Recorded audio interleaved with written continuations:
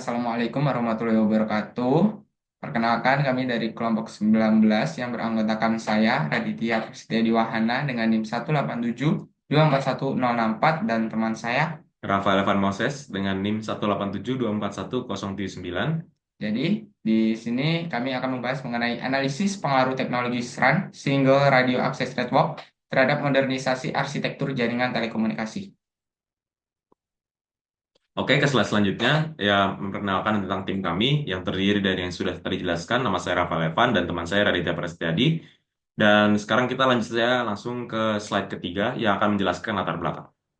Baik, latar belakangnya yaitu implementasi jaringan LTE menghadapi tantangan seperti kompleksitas arsitektur, biaya operasional yang tinggi, dan kebutuhan efisiensi energi. Untuk mengatasi hal ini, teknologi Single Radio Access Network atau SRAN diterapkan, memungkinkan berbagai teknologi radio beroperasi dalam satu platform perangkat keras. SRAN menyederhanakan manajemen jaringan, mengoptimalkan spektrum, serta meningkatkan efisiensi energi dan kinerja jaringan. Penelitian ini juga menganalisis implementasi SRAN di site DRD TO Binjai 2, Sumatera Utara. Modernisasi dari 5 modul sistem dan 5 modul transmisi menjadi 3 modul sistem dan 2 modul transmisi dengan tambahan LTE 900 dan LTE 2100 berhasil meningkatkan efisiensi operasional. Konsumsi daya berkurang 27%, kecepatan uplink naik hingga 10 Mbps, dan latensi turun dari kurang dari 70 ms menjadi 40 ms. Dengan manfaat ini, SRAN menjadi solusi strategis bagi operator dalam meningkatkan efisiensi dan juga kualitas jaringan di era digital. Oke, selanjutnya kita ada perbandingan solusi dan juga modernisasi jaringan. Yang pertama, menggunakan Cloud Run, yaitu kita akan memisahkan fungsi pemrosesan jaringan atau bisa disebut baseband dari perangkat radio untuk meningkatkan fleksibilitas dan juga efisiensi dari pemrosesan jaringan itu tersebut. Yang kedua, kita menggunakan AirScale Solution, yaitu menggunakan sumber energi terbarukan atau tenaga surya dan angin untuk mengurangi emisi karbon dan meningkatkan efisiensi daya. Selanjutnya, penggunaan SRAN itu sendiri, yaitu menggabungkan berbagai teknologi radio ke dalam satu sistem untuk menyederhanakan jaringan, mengurangi biaya perangkat, dan juga meningkatkan efisiensi operasional. SRAN itu sendiri merupakan salah satu solusi yang mungkin bisa dibilang cukup viable untuk saat ini bagi beberapa operator agar mempercepat kecepatan jaringan yang mereka miliki. Selanjutnya, apa sih itu SRAN? Jadi, SRAN atau Single Radio Access Network itu merupakan sebuah arsitektur jaringan telekomunikasi yang memungkinkan operator seluler untuk mendukung beberapa standar komunikasi seluler seperti GSM, UMTS, dan LTE dalam satu platform perangkat keras yang sama dengan tujuan untuk menyederhanakan infrastruktur jaringan dan juga meningkatkan efisiensi operasional. Oke, kita langsung membahas ke implementasi SRAN. Setelah modernisasi ke SRAN pada site DRDTO Binjai 2 atau dilakukan pada 12 Januari 2020, ditambahkannya teknologi L900 dan juga L2100 yang mempengaruhi penggantian dan penambahan modul sistem serta RF. Arsitektur SRAN memungkinkan satu modul sistem untuk mendukung satu band frekuensi dengan berbagai teknologi, sehingga jumlah modul sistem berkurang dari 5 menjadi 3 FSMF dan modul transport dari 5 menjadi 2 FTIF.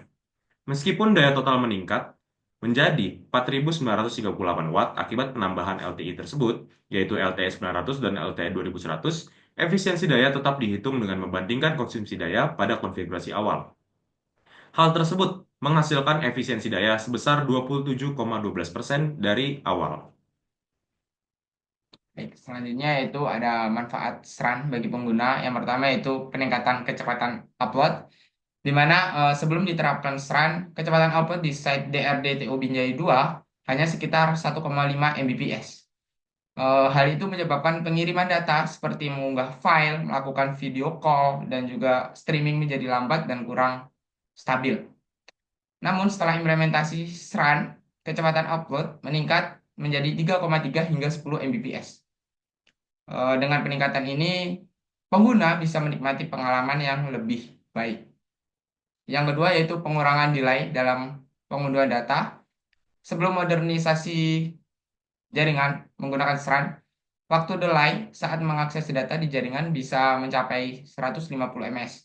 yang berarti pengguna akan merasakan keterlambatan saat browsing, bermain game online, atau melakukan komunikasi real time. Namun, setelah diterapkan SRAN, delay menurun drastis menjadi 40 ms, yang jauh lebih cepat dan memberikan pengalaman yang lebih responsif.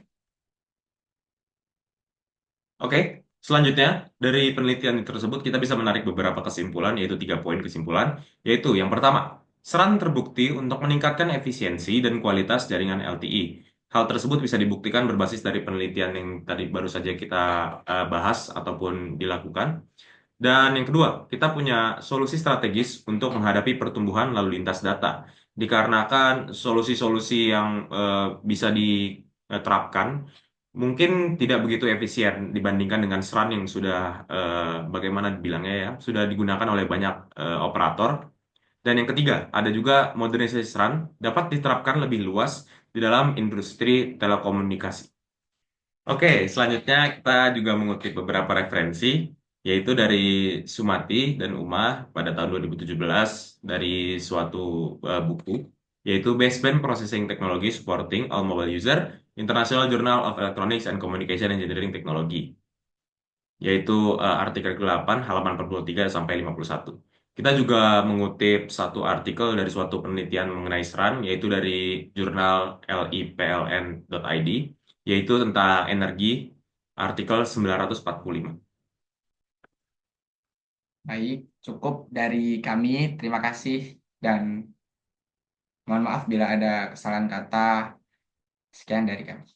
Terima kasih.